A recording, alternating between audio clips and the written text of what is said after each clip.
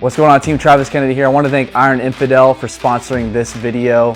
And if you want to support Iron Infidel, check out their new battle bottle. This thing is rad, all-encompassing, has everything you need. Stay hydrated, teams.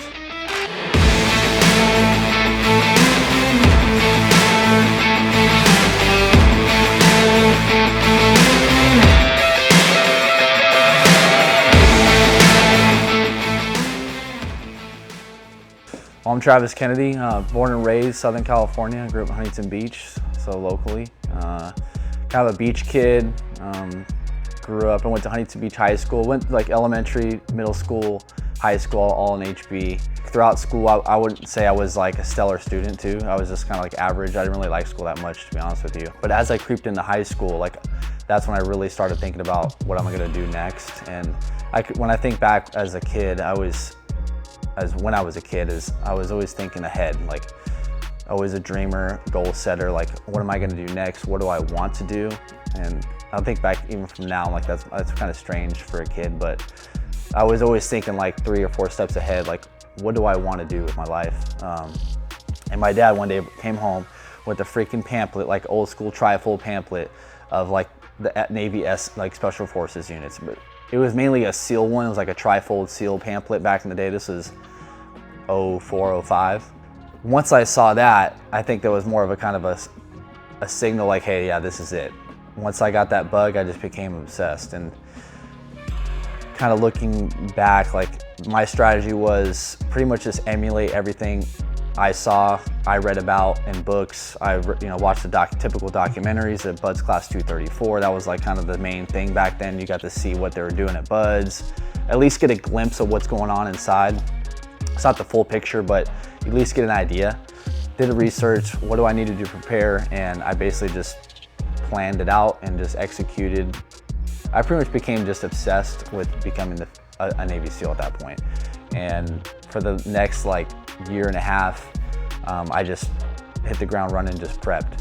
I joined the Navy summer going into senior year, so I joined the delayed entry program, the DEP program. So I just ended up picking corpsman. Medical seemed fun to me. I was like, that seems interesting, so I'll pick it, screw it. Picked it. It did help me in the long run, but I ended up going to boot camp in 06. I had to do one physical PST prior to joining for the SEALs. So I go, hey, you can do this. You get an opportunity to basically, once you get to boot camp, to go with like the dive motivators. There was like 3 or 4 of us that like wanted to do Naval Special Programs. So we kind of got to wake up early, work out before the whole division woke up. And then, so it kind of helped out, but it's still a pain. Classed up with Class 266.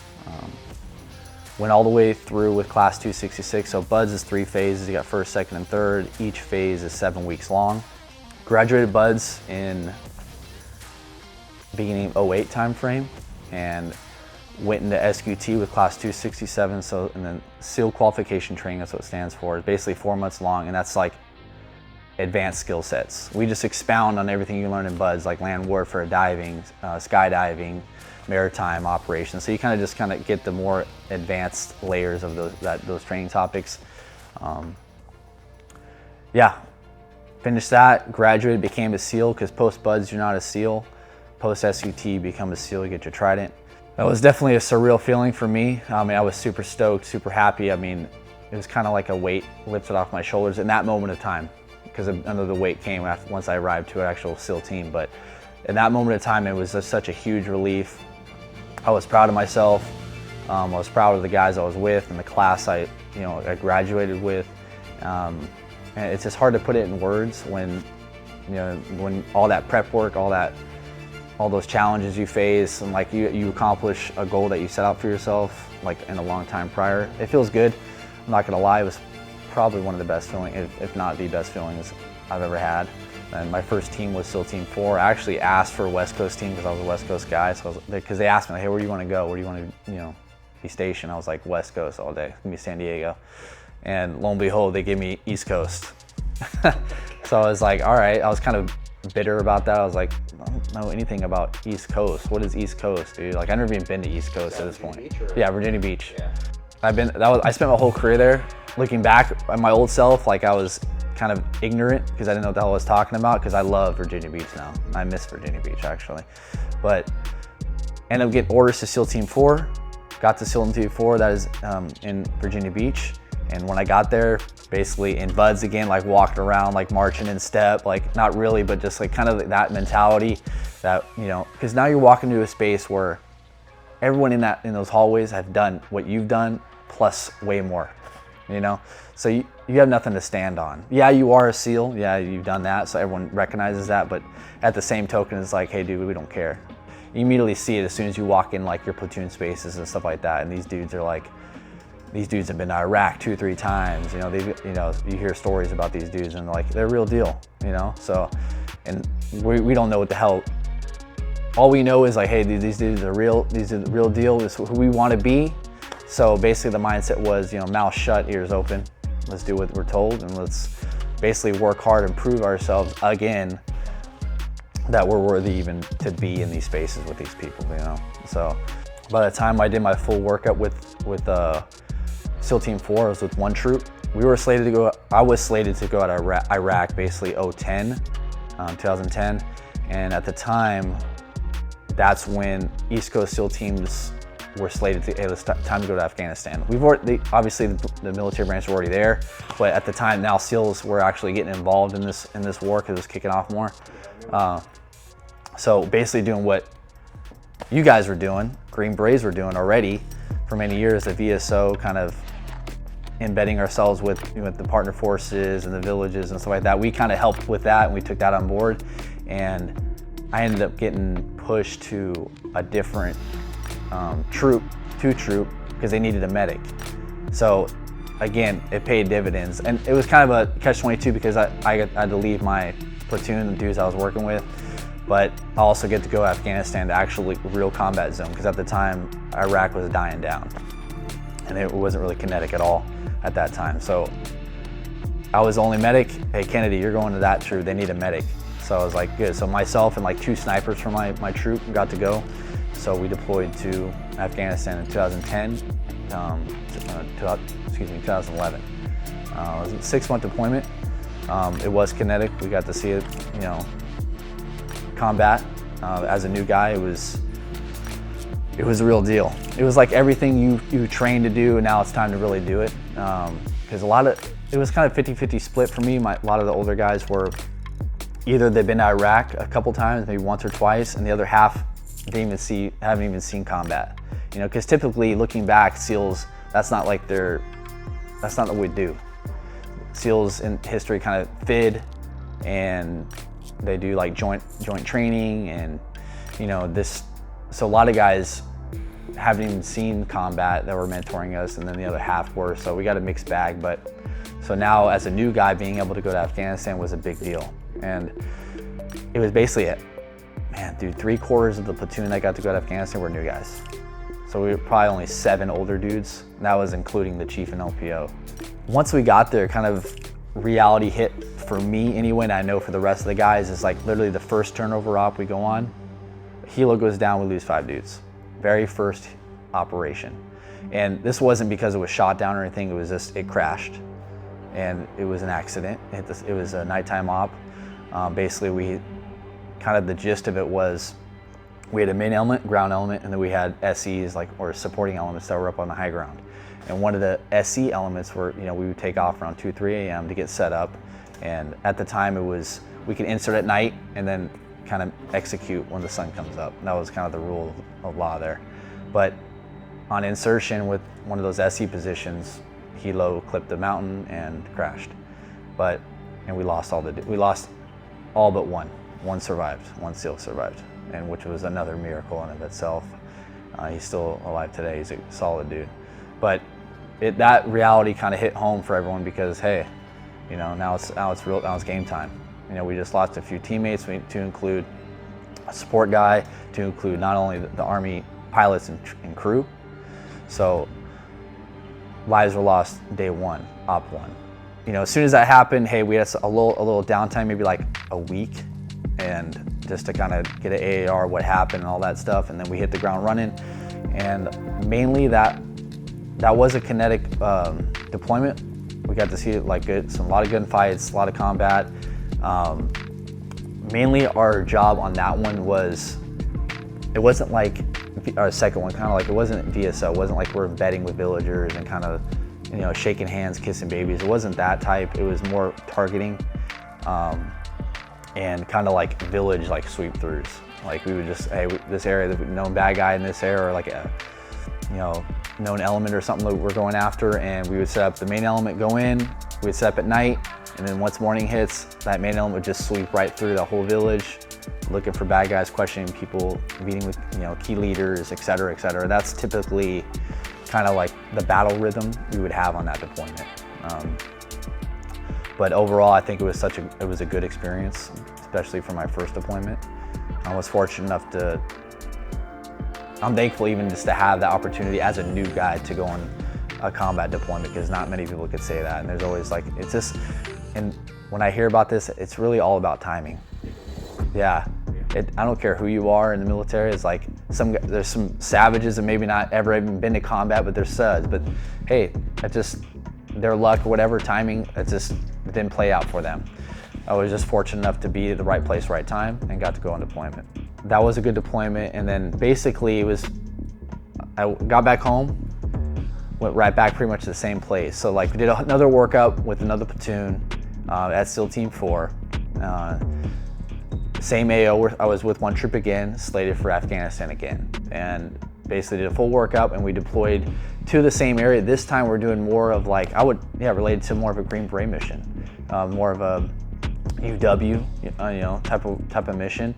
And that was this was 2012 to 13, and it was basically, the mission was, hey, show up in bed. SEAL Team 2 was already there, and when we showed up that was even more of a reality check for me when I got there. I mean, I've already been there, and we were showing up with a lot of new guys, so I was like trying to prep them, like, hey, dude, this is gonna be a real deal. But this was like unlike my first one, because like where we were, it was very remote.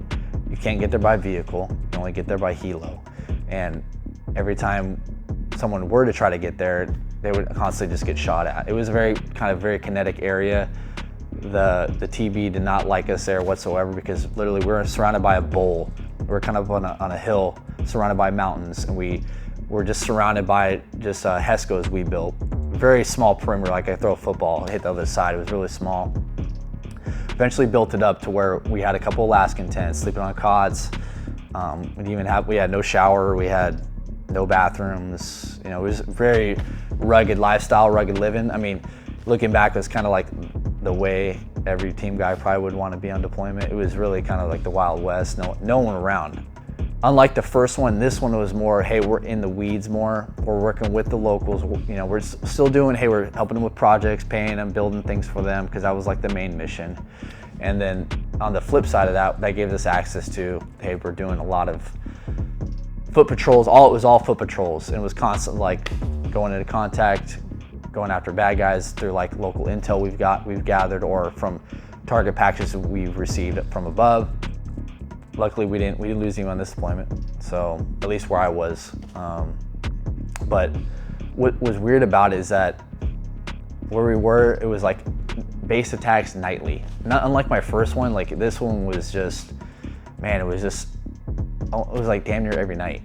We would just call it tick 30, because it was just like at 7:30, sun's coming down. It's like boom, we're gonna get attacked. I mean, to think back how no one got shot or hit with the, you know, IDF or something like that was incredible to even think about, because they were lucky enough to even hit inside our fob with mortars. One blew up our kitchen, one blew up next to our one of the dude's tents, like rounds going through the tents. We had Alaskan tents. I mean, we were completely exposed. I mean, we had no cover. I mean, a HESCO barrier, that, you know, that's not saving anything. It was kind of just like, you hear it coming in, it's just like, all right, get up against the wall or something, because typically how they would do it, they're cowards in my opinion, because they would just over across the mountain range, shoot over the mountain range into us with mortars. A lot of times they got you know, some cojones, and we were able to see them, but that didn't last long because we took care of it easily. But typically how they did business was, with at least base attacks, it was on the other side of a mountain range, shooting over it, and basically just lobbing it in like a luck shot. But they did get lucky, so, and they hit inside our base because it doesn't take much, you know. But yeah, post second deployment, got the opportunity to be a buzz instructor. That was 2013 to 15, I was a buzz instructor. Ended up being a first phase buzz instructor. Basically, when I got orders there, I was lucky enough, because that's rare coming from going to East to West Coast. Typically, the Navy doesn't really like doing that, but I got the opportunity to go, and they asked me which phase I wanted. I said first phase. I just wanted to be in the mix, like right there, the selection. I wanted to be outside, I wanted to be on the beach, I wanted to be working out. Like that was me. So, man, it was such a fun time for me. It was a twilight of my career for sure. It was one of the best 2 years in my Navy career. I learned so much. Not only I grew like maturity-wise, you know, as professionally and like personally, I would say just being an instructor. You know, when you're in that type of position and you got the students like looking up to you, you know, there's an expectation that you need to uphold. And you need to like live it, not only when you show up to be an instructor, but also like out in town and like on your personal life and stuff like that. So I made it very apparent that I was gonna be the instructor that like led PTs. I always led PTs. I always led runs. I always was on the O course, running the O course with them. I was like, I would challenge them, hey, if you beat me, I'll let you slide on something. But if I beat you, guess what's gonna happen? And more often than not, they wouldn't beat me because I'm fresh and they're not, but that's just how it goes, you know? And when I get tired in PT, I tell them to go hit the surf and I rest. So that's kind of like how it goes as an instructor, but it's all fun. But I made it very apparent to be that instructor. You know, I wanted to go on the ruck runs with them. I wanted just to be in the pack with them and show them like, hey, this is what we do. This is what needs to get done. You know, I'm not just gonna tell you to do something, like I'm out here doing it too. 2 years there, went back to SEAL Team 4, did my leading LPO tour, did a deployment to Colombia, went to Cartagena. That was all that was, is basically just FID, worked with the partner force, trained them up, kind of advised them a little bit on counter narcotic stuff they did. And that was basically just like a fun deployment. Finished that deployment, went to a training detachment, basically, and was in charge. I made Chief, E7 in the Navy, basically ended up being in charge of, we call it SALC, but basically it's Special Operations Urban Combat Course. It's like kind of like the culmination training course of like the whole pre-deployment workup. Ended up doing that for 2 years, got out in 2019, and ended up going to grad school. And kind of while I was getting started with that, I ended up going to a local range and ended up teaching some family friends. And like that's kind of like when I got the bug for the business. I started like my business, Kennedy Defensive. At the time it was called Kennedy Defensive Shooting when I first started. Then I immediately kind of switched that over to Kennedy Defensive Solutions, and it ended up being just private firearms training. It was just me doing private lessons, and that's mainly the gist of it, and pretty much kind of the foundation of the business itself.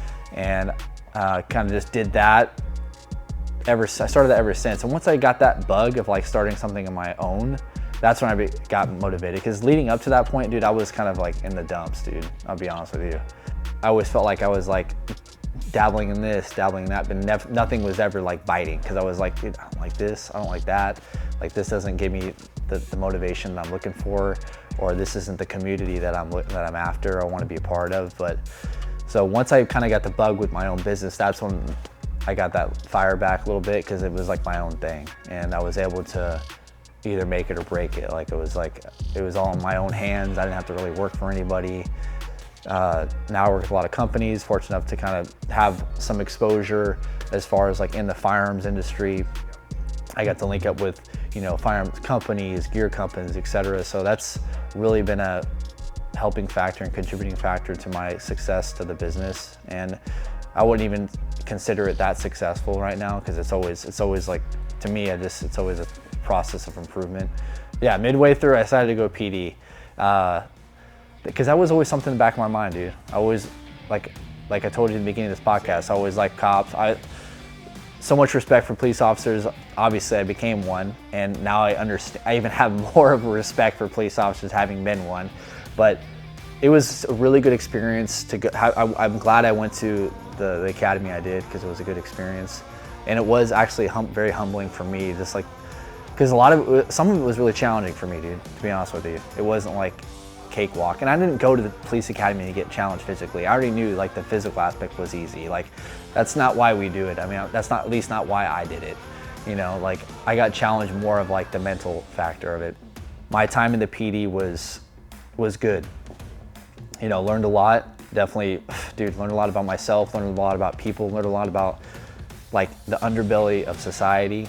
I had some really good FTOs. Like I was fortunate enough to be in a police department that it was ran by some good people. I mean, there were some really good cops there. I was fortunate enough to have really good training officers that taught me a lot. It's a whole nother way of thinking. That's what I came from out of it. It was like, dude, the mindset is just so much different, but like you have a cutting edge, like from other people, like say, who, you know, young guys who just came from college, you have such an edge to be a way more effective police officer. But overall, it's a good job. I think it's a good fit for a lot of dudes. Not for everybody, but I think it would be a good fit for a lot of dudes. For me, it's about being resilient, being tough, not only physically, but mentally, and circle back on having that purpose. You know what I mean? Having that life mission and kind of all-encompassing, you know, just being, you could just say just being resilient, but it's more of a lifestyle thing. You know, you gotta be physically fit, you gotta be mentally strong, you gotta be purpose-driven, you gotta have your own personal life, professional life together. You know, that to me is someone who is hard to kill. I mean, and who at the forefront of their mind is always striving to be better, whether that's like training, education, or like seeking new things. Like, you know, don't be complacent, don't be stagnant. You know, stagnant. That's big.